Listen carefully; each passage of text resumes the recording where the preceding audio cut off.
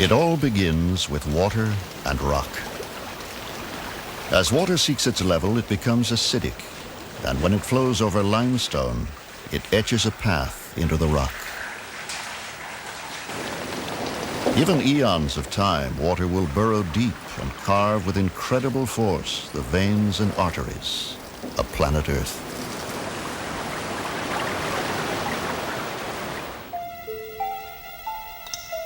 So the underworld of caves is born. And after torrents have done their work, patient drops do more wonders in 1 million years or so. Look now on a landscape no one dreamed existed just a few years ago. Here are bizarre and fantastic treasures that stun the eye and strain the imagination.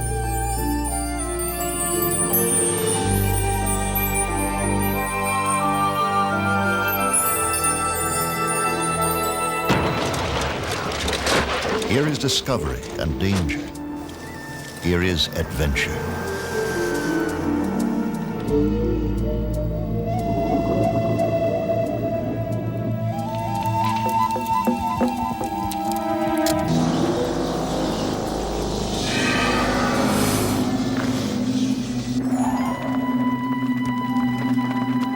In New Mexico, members of a National Geographic Society expedition explore the world's newest and most exotic major cave. They are following one of man's most ancient imperatives, to seek and understand the unknown.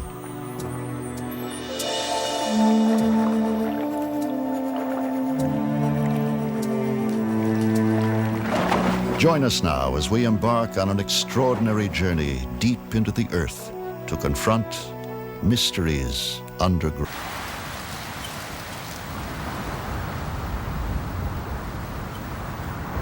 In the Guadalupe Mountains of southern New Mexico, an awesome giant has lain hidden for 1 million years. Sometimes, in the desert silence, the monster could be heard breathing. The sound came from a yawning chasm in the rocks. In 1986, a trio of weekend explorers broke through a layer of rubble and discovered a new cave only a few miles from famous Carlsbad Cavern.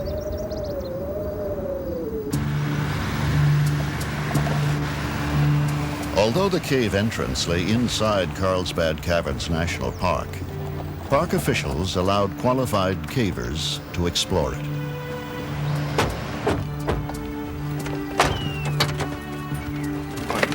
Where's all your science stuff? Some of it already transported into the cave. What do you got in that thing, Dave? One of them was Rick Bridges, an oil and gas prospector. Great leaves, and that's about it. Camp stuff. You got all the science gear, Kim? Yeah, most. Now, Bridges leads a hand-picked team of experts, like rock climber Dave Jones, on the 25th expedition to Lechuguilla. You got the survey gear in? Let's see, data logger and the... Research geologist Kim Cunningham will handle the science studies for the expedition. So is it... Nuclear test engineer Ann Strait is an expert in surveying and mapping caves. And specialist cameraman from England, Sid Peru, will be the first to document Lechuguilla on motion picture film.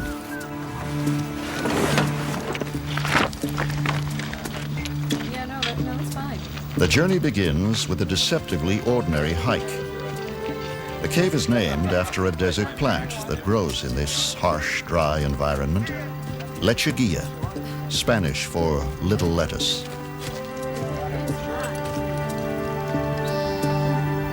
"40 people will support the venture, including 2 support teams to pack in supplies and batteries for photographic lights. On high up! We tend to have this feeling that the surface of the Earth is the life of the Earth, but we're just this small, thin little shell that we choose to call our world. And beneath it, there's an entire realm that we know very little about. And we can, if we choose, enter that realm, and we can and learn something from it. I will never go to the moon, but I can go to a cave that nobody else has been to and have that same elation of exploration and the sense that I've gone where no one's gone before. Bombs away. I would like to think that if I lived in another time, I would have been an explorer. You know, had I lived in the late 1700s, I would have wanted to know what was across the Appalachian Mountains. If I'd have been around when Lewis and Clark went to the coast, I'd have liked to have gone with them, you know. And I think most people that cave at this level and do this kind of exploration feel that way.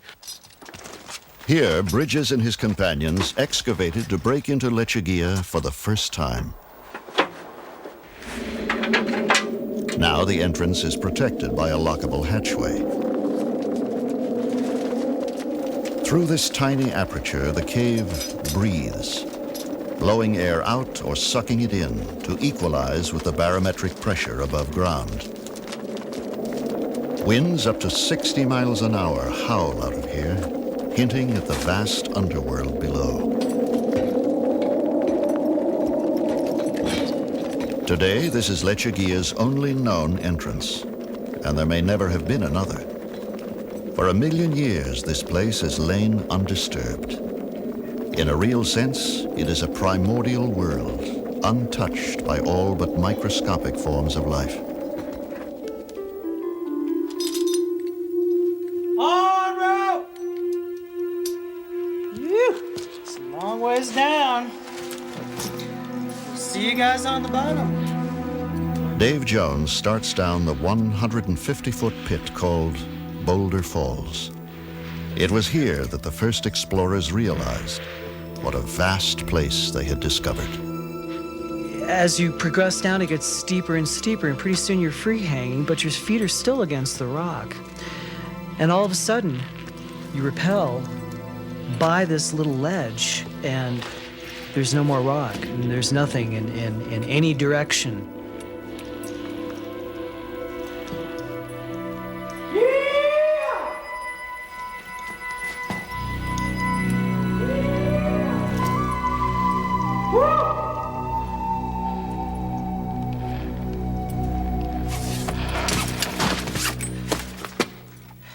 Beyond the base of the pit, the cave branches off in all directions. Only computer imagery can portray this labyrinth.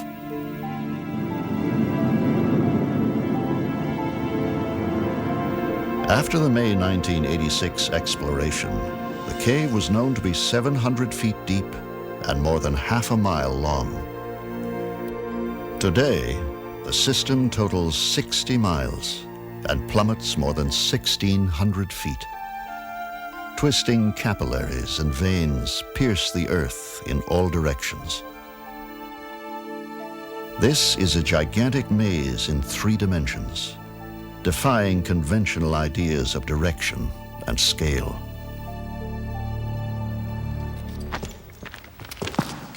Footprints remain forever in this fragile environment. Plastic ribbons keep cavers on main trails. Expeditions into Lechuguilla have been likened to exploring Everest, only in reverse. What's that one handhold? The team is headed for base camp, still hours away.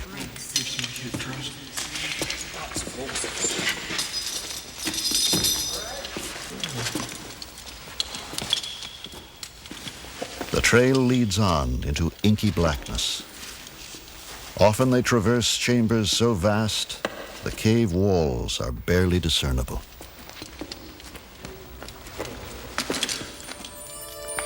Gypsum crystals sparkle along the route. Now cavers encounter Lechuguilla's fantastic decorations for the first time.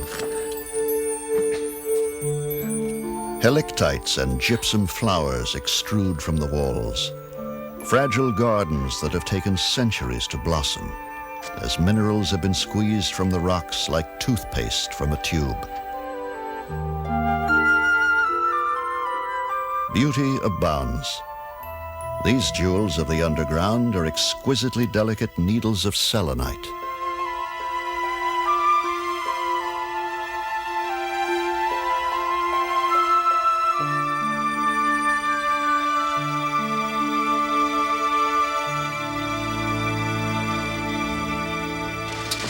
This had the test tubes in it. This got the biotubes in it. Careful. With the constant maneuvering up, down, and through the cave's difficult terrain, 50-pound backpacks become painful burdens.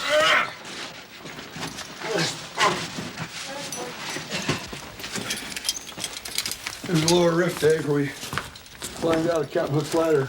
Always in Lechuguilla, danger is not far away. Okay, on 3, 1, 2, 3.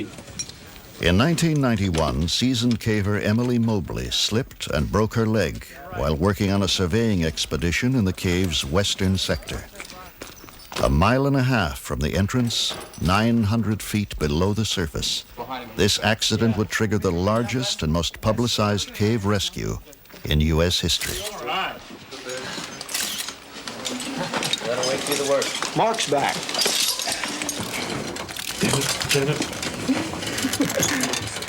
That's a good speed, guys.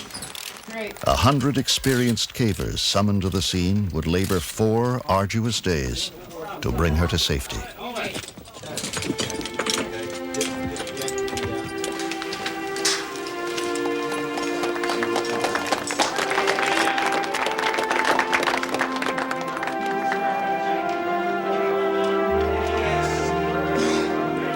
The bond of comradeship that unites the caving community was seldom more evident than during this emergency.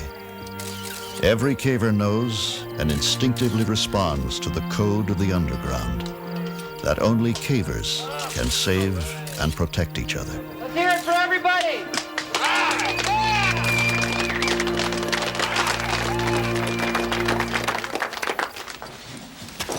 After almost 4 hours, the expedition reaches Lake Labarge, the first sizable body of water to be discovered in this branch of Lechuguilla. Beautiful. You know, one of the greatest sights in caving, eh? Yeah, that's fantastic. This is Lake Labarge? Yeah. The Labarge warhole. It's easier now. Beautiful. On the road!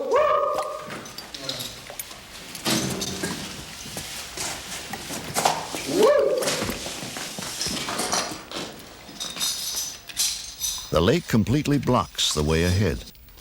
Cavers had to wade it until they found a detour. Tricky, but possible.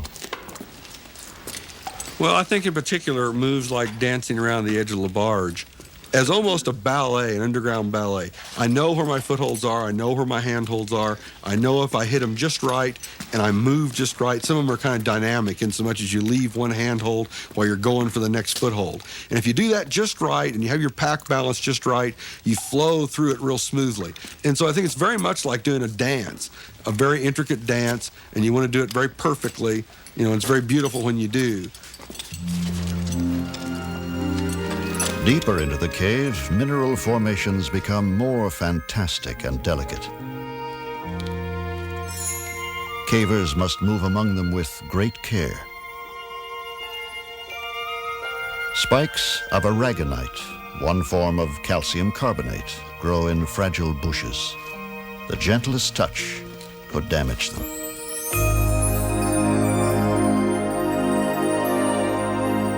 There is infinite contrast here. The now famous Chandelier Ballroom is one of caving's classic beauty spots. Plumes of gypsum sprout from the ceiling, some as long as 20 feet.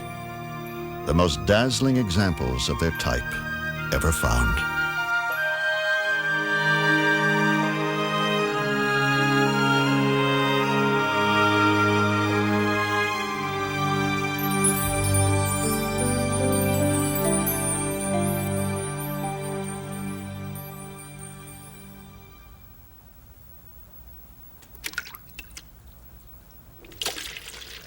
Utter silence pervades Lechuguilla.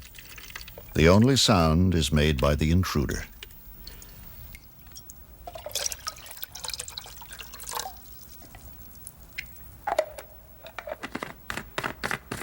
In the constant 68-degree temperature and high humidity, dehydration is always a threat.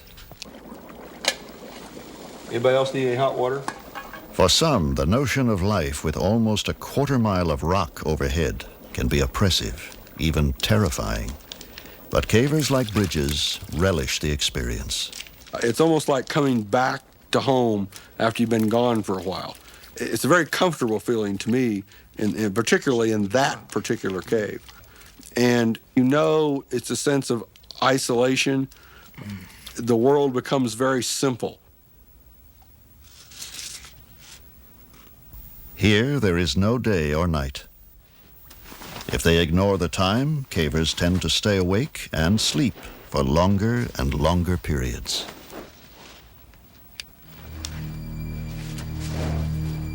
In Lechuguilla Cave, there is little evidence of life, but this is rare.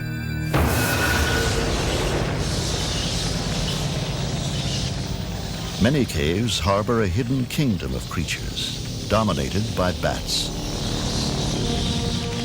Bats thrive in darkness.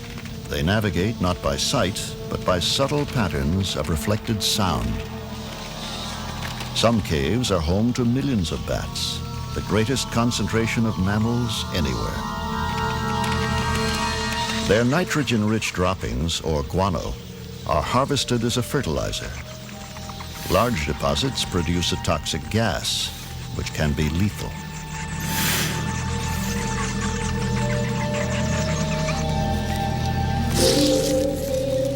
Mountains of bat guano support the intricate food chain underground. Sometimes an injured bat or a baby falls into the guano and itself becomes food. Within minutes, the bat is reduced to a skeleton.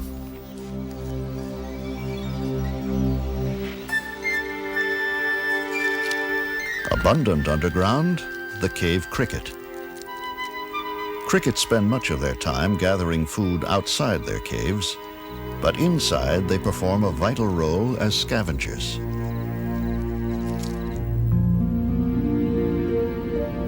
In mute testament to their environment, fish have evolved here without eyes.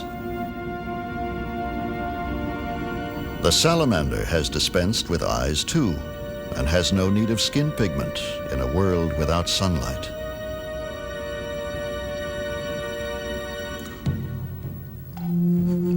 People have probably always found shelter in caves. Thousands of years ago, as much of the world still lay in the grip of the last ice age, prehistoric hunters left spectacular evidence behind them.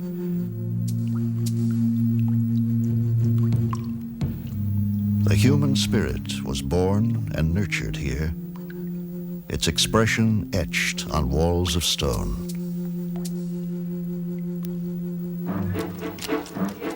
By the early 20th century, most people lived elsewhere, but science and curiosity drove some to explore deeper underground. Magnesium flares lit the way, filling dark voids with light. Geologists squeezed into subterranean chambers, seeking to understand their origin and structure.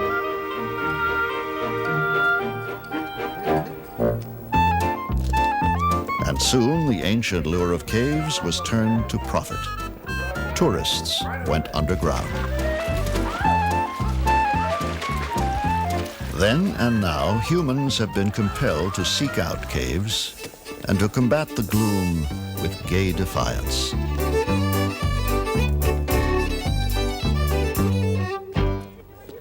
In the United States, New Mexico's Carlsbad Caverns was declared a national park in 1930. But natural wonders were not enough.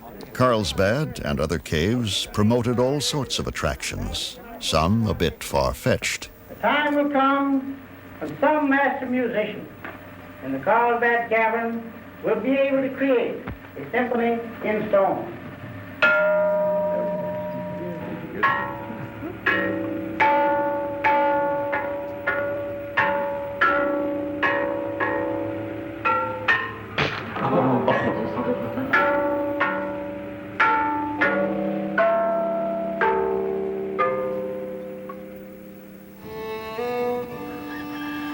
Many parts of the world are known for caves.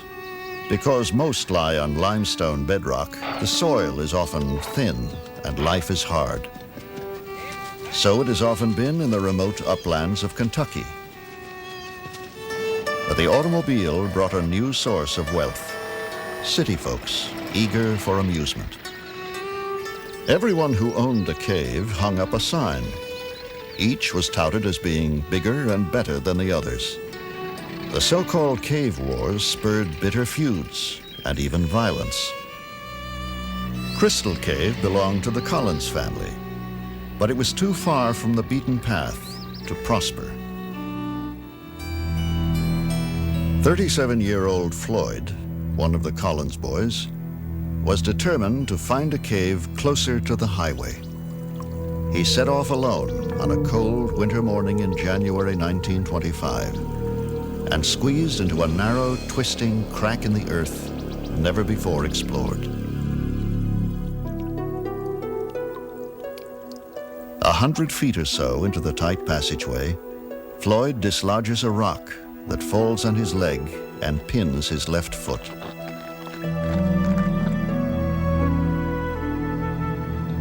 Every detail of this fateful mishap will soon be known throughout the world.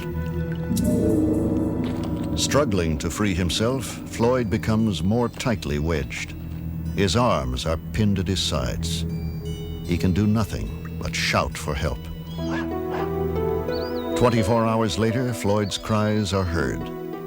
A younger brother, Homer, manages to reach him. Coffee and sandwiches revive Floyd, but no amount of tugging or pulling will set him free. Would-be rescuers knock down more dirt and rocks. Soon more help arrives, but rescue efforts are clumsy and disorganized. Curious onlookers begin to gather. They become restive and quarrelsome. A week goes by. Floyd is still alive, and the crowd swells to thousands. It becomes a carnival. Souvenirs are sold, and moonshiners arrive on the scene. It's hard to maintain order, and the National Guard is summoned. Skeets Miller, a 21-year-old newspaper reporter, braves the tortuous passage 7 times to comfort Floyd and describe his plight.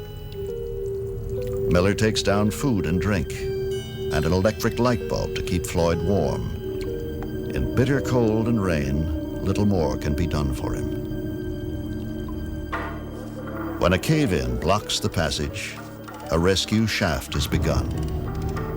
People all over the country join Floyd's family in prayer.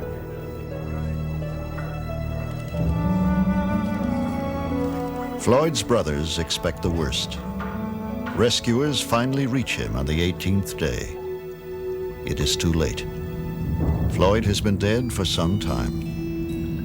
The crowd goes home. The public is soon interested in other things. It takes 2 months to recover the body. The rock that trapped Floyd was not a boulder, but a mere 27-pound stone, shaped like a leg of lamb. His death left a legacy of fear of the dark, mysterious underground that haunts many to this day.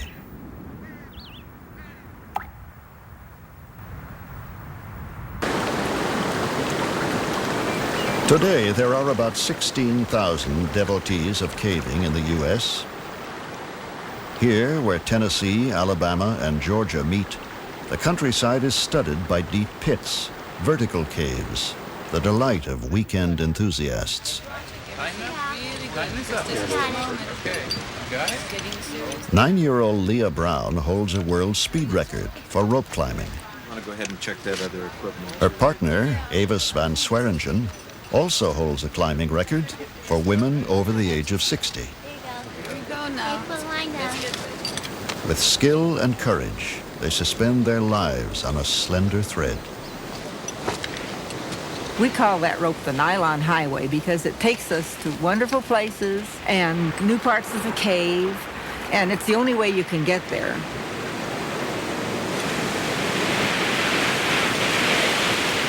If I'm the first one down a drop, and I have been the very first person to ever go down a drop, if we can't really tell if the rope reaches the bottom, the person who goes down first wears their climbing gear too, so that you can put your climbing gear on the rope and come up. Also, we put a knot at the bottom of that rope, so we can't rappel off the end of it, which has happened to people. I like the deep pits because when they're deep, you get to go fast more. That's why I like the deep pits. Because the short ones, you don't get to go fast very long. The first time I did it in a pit, it was only a 90-foot pit. And I didn't get scared. I don't get scared very easily. I like going fast. When I go down fast, the floor is real tiny and then it starts getting bigger and bigger. And I like to watch that.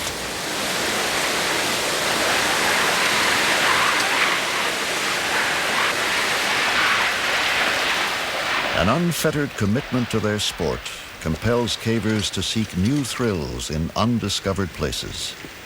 For some, the quest for adventure knows no boundary. The Austrian Alps, a fifth of the world's deepest caves, are located here, high in the mountains. These ice caves are 5,000 feet above sea level. They are natural deep freezes where ice remains even in hot summers.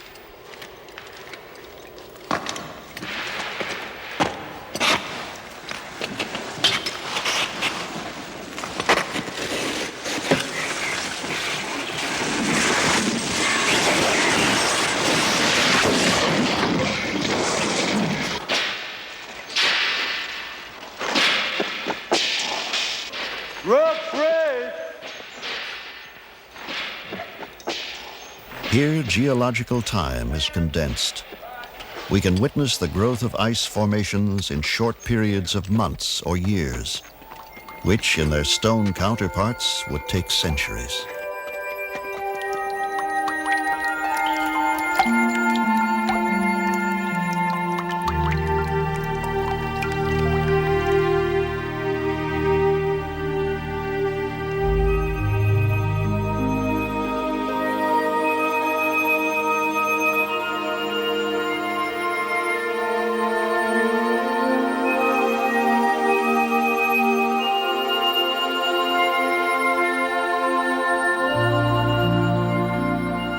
From year to year, these caves are never the same. As they thaw and freeze again, the fantastic ice formations are ever-changing. Few places on Earth are more beautiful or more treacherous, with perhaps one exception. Some cavers have merged their love of the unknown with a passion for diving, venturing into a bizarre world underground and underwater.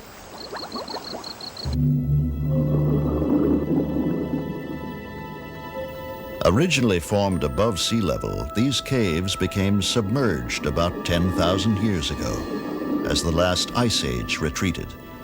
They are now 70 feet beneath the surface.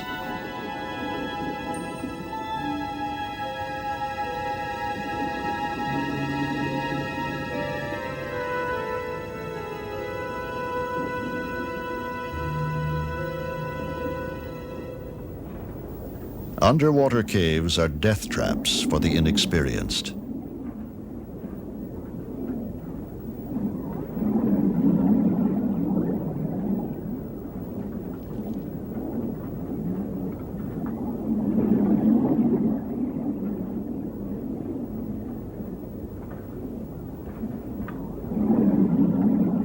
But from time to time, tempting fate can have astounding rewards. In 1990, when exploring a submerged tunnel off the Mediterranean coast of France, a professional diver surfaced in a hidden chamber. He found a treasure chest of art, perhaps 18,000 years old.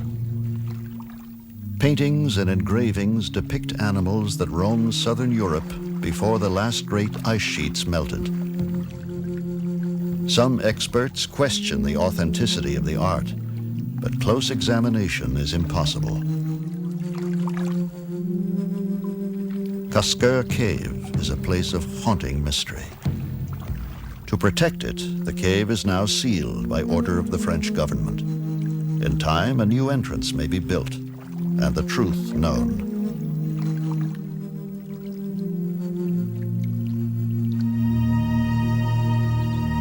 An expanse of sinkholes and depressions pockmark south-central Kentucky, where, beneath the surface, the limestone is riddled with caves. They are everywhere, an integral part of the landscape. This is Floyd Collins country, and the contest to attract the tourist dollar still rages on. The star attraction is Mammoth, the world's longest cave. A national park since 1941, the cave now draws more than 500,000 visitors a year.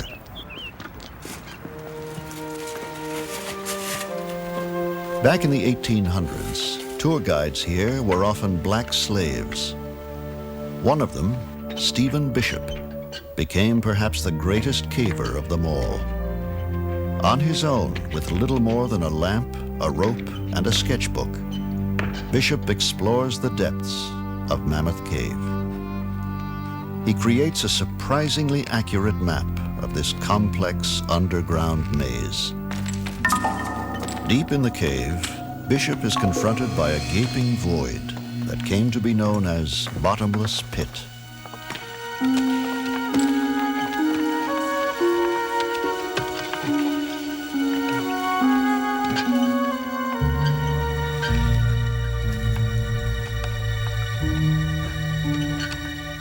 Beyond, Bishop explores regions that had never been visited in his time.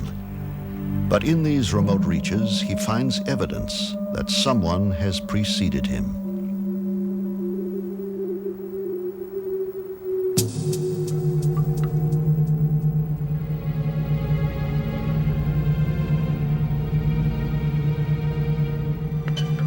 Some archaeologists believe that Stephen Bishop may have also encountered one of Mammoth's most compelling mysteries. Trapped under a boulder are the ancient remains of a human being. Not for another century would the mummified body be rediscovered, and then, as the technology became available, removed from beneath the 6-ton boulder. A sensation in its time, the mysterious body would be on public display for years and given the name Lost John. 2,000 to 3,000 years ago, this man was digging around the base of a heavy rock when it dislodged and crushed him. What was he doing here? How did he get here? No one believed that ancient humans could have ventured this far into the forbidding depths of Mammoth Cave. Today, new evidence helps to answer these questions. Archaeologist Ken Tankersley has spent years investigating the traces of ancient humans in Mammoth. Armed with cane reeds collected near the park, Tankersley simulates the methods prehistoric explorers would have used here.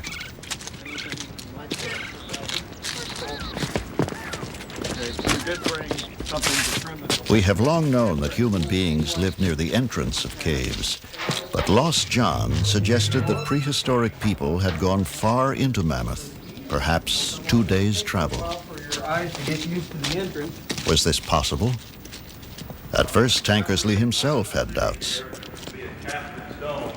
I'm always amazed when I think about what it takes for us to go into a cave. We wear a hard hat, we wear our caving lamp, whether it's electric or carbide, and we carry 2 sources of backup light. We wear enough clothing to ward off hypothermia. These people wore virtually nothing.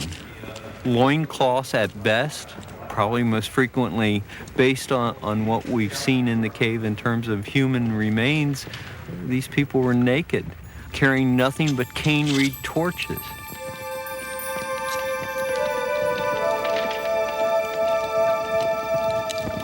The reed torches were the only light source available to ancient humans. They produce surprisingly efficient illumination and conjure ghosts from the heavy shadows.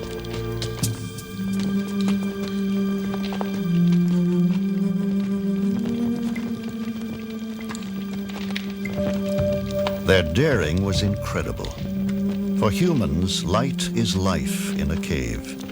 But these explorers traveled up to 12 miles with nothing but reed torches between them and a horrible fate. Their pathway can be followed even now. Watch your step coming in. A trail of burned torch fragments leads Tankersley and his companions to a cavity in the rock face. Digging marks and a crude implement are evidence of some kind of activity here. Yeah, that's magnificent. Notice the cut edge. That's a primitive tool, one of dozens found deep in the cave. What was it used for? Another clue. A rich seam of selenite crystal courses through the rock face nearby. Specimens that we found on Campbell Ledge. These findings prove that prehistoric people were engaged in widespread mining of crystals throughout the cave. The scale of the operation was staggering. Tons of material were removed. The mining continued without interruption for over 1,000 years. The ancient miners took selenite and other minerals from the cave. But what they were used for remains a mystery. As medicines, or ornaments, or for use in rituals. Perhaps all three. Just as mysteriously, around the time of the birth of Christ, the mining suddenly ceased. As yet, no one knows why. All that remains is abundant evidence that they once were here, driven by needs and desires we may never understand. To our right down below is the famous bottomless pit. For many, many years, lights were not sufficient to reach the bottom. Visiting Mammoth today is a journey through time. Imagine. But as they are guided along comfortable tourist trails, few visitors can imagine the tortuous passageways that lie beyond them. Not knowing the true depth of the pit, or what lay on the other side. Reaching the other side, they were surprised to find an avenue over there and more cave. This opened up the doorway to the vast unknown mileage that we call Mammoth Cave. Mammoth Cave Ridge skirts the Houchins Valley. On the other side, beneath Flint Ridge, lies another cave network, once shrouded in mystery. Here, 40 years ago, one of the great exploits of cave exploration began. In the 1950s, a group of weekend adventurers began an intensive probe into the secrets of Flint Ridge. There had long been talk of a vast underground system that might link all the caves in the area. It began as an exciting pastime. It became a grueling obsession. Over the years, hundreds of men and women took part. There were untold yards of muddy crawlways. There were pits and crevices and mazes from which there seemed no escape. Flint Ridge developed its own colorful place names: the Corkscrew, Shower Shaft, Agony Avenue. But the cave grew until Flint Ridge alone was pushed to nearly 90 miles. And if it could be connected to Mammoth, then this was the underground Everest, by far the longest cave in the world. In the summer of 1972, a team entered Flint Ridge to probe a tantalizing passage that led toward Mammoth. It took 7 hours to reach the end of the known passage. Then they tackled what would be called the tight spot. It seemed impenetrable.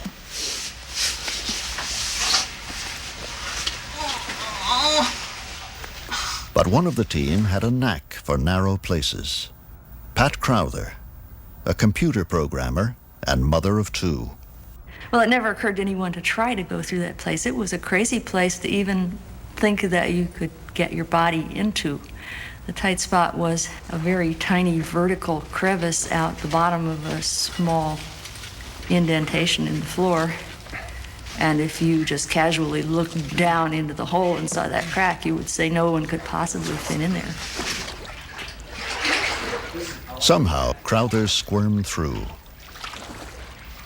6 weeks later, miles beyond where anyone had gone before, a chilling but significant discovery was made.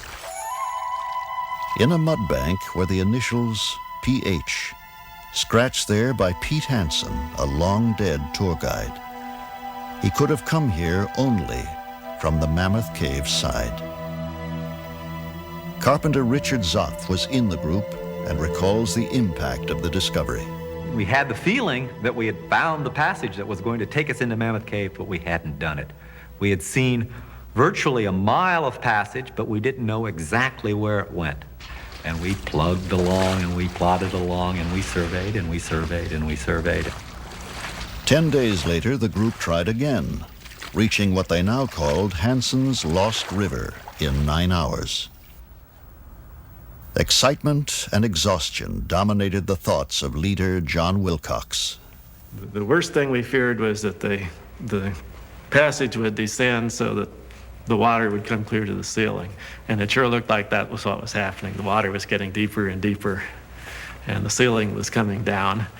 We're getting bent over, scrunching our backs up against the ceiling, trying to keep from getting our chests wet. And it was getting so wet that I told the rest of the party, wait here, I'm going to go look ahead a little bit, because I know if I get completely wet, I can get out of the cave, but I wasn't sure everybody else could.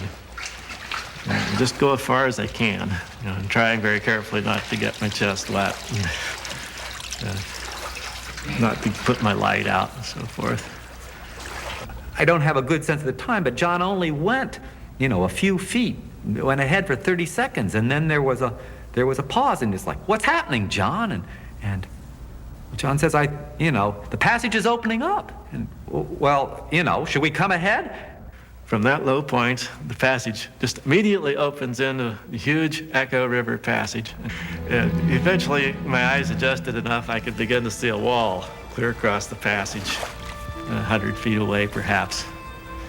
And there was a bright, shining, horizontal line along the wall, which is something you don't see in a cave. You don't see any straight lines. And it had these vertical lines underneath it. I realized that was a handrail. We had come out on a tourist trail. All of a sudden, John shouted, I see a tourist trail. And those words just electrified the party. It was kind of like someone yelling fire in a theater. Everybody just surged forward. And we realized that we had made the connection.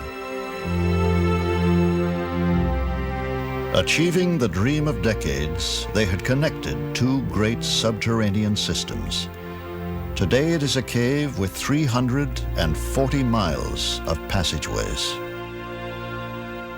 It's one of these complete victories that you don't often achieve in life. Usually things are shades of gray in your professional work or your personal relations with other people or whatever.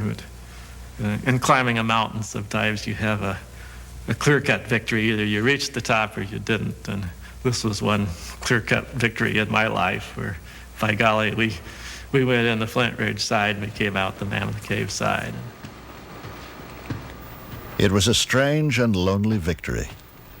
After a grim struggle in the dark subterranean river, they emerged in Mammoth Cave at 1 a.m. Not even a watchman was there to greet them as they trudged into one of the most famous tourist landmarks underground, the Snowball Dining Room. And they would complete their historic trek with sublime ease, riding to the surface in an elevator. There was no fanfare, no waiting reporters, but they were still overjoyed. Like all cavers in victory or defeat, they were used to being on their own.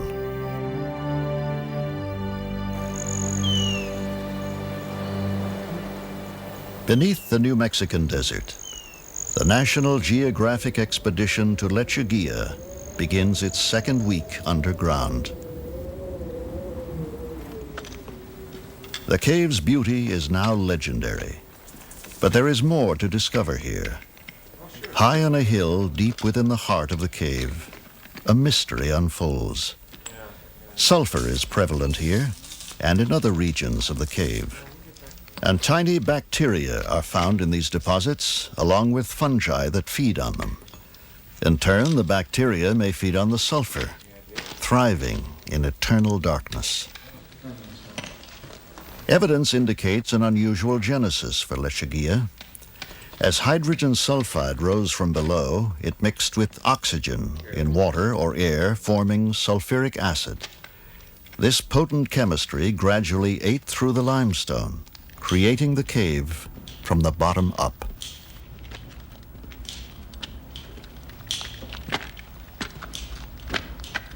Lechuguilla's vulnerability to human impact may preclude it from ever becoming a public show cave. A profound respect for the cave is shared by most cavers and severely enforced. Special shoes are worn for traversing formations where boots may mar exquisite flowstone.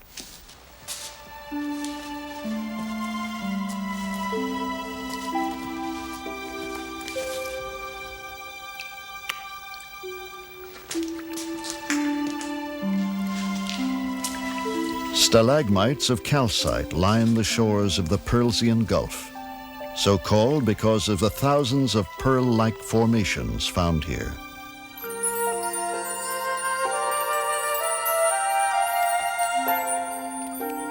Looking like fried eggs, this kind of cave pearl is built up from calcite in the water. Another variety of cave pearl forms when a single grain of sand becomes coated with calcite. Over time, the relentless dripping of water swivels the grain, and the coating becomes thicker, like the creation of a pearl in an oyster.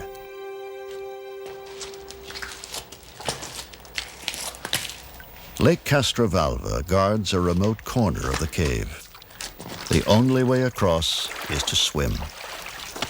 But the conservation creed demands that no dirty clothing soil its purity.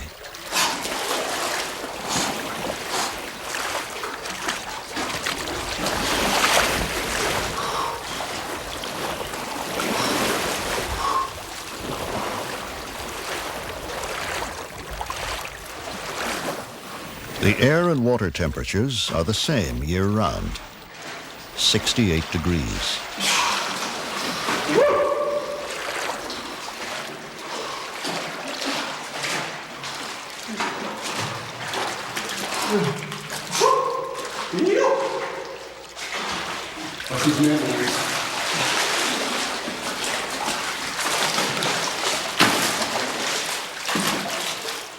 Intricate stone formations border the edge of the lake, slowly deposited by waters rich in calcite. For eons, these exotic shores have been still and silent, calm, until now.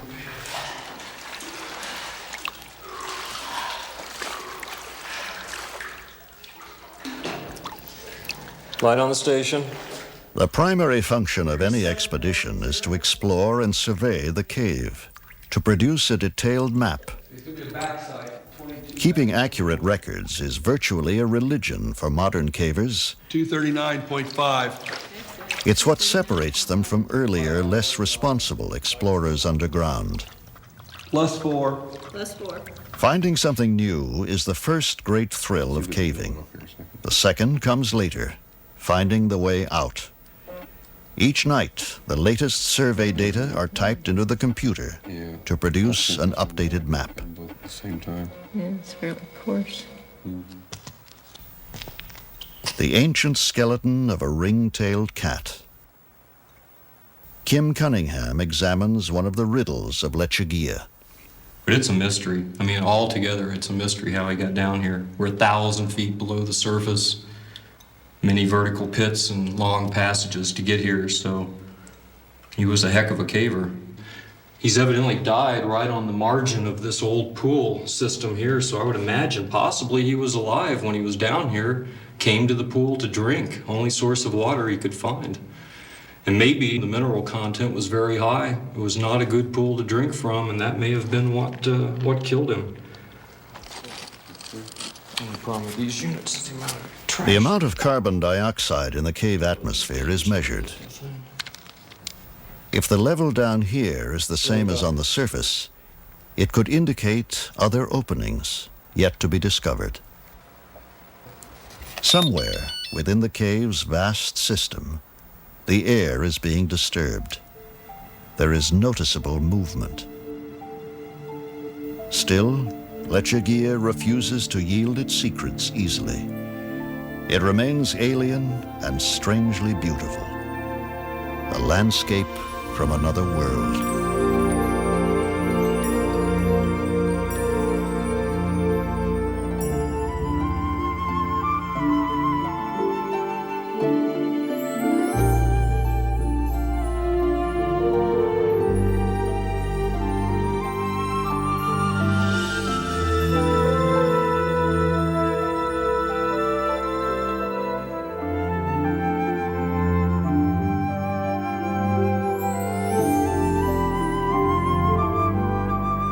Lechuguilla's wonder is a fragile thing.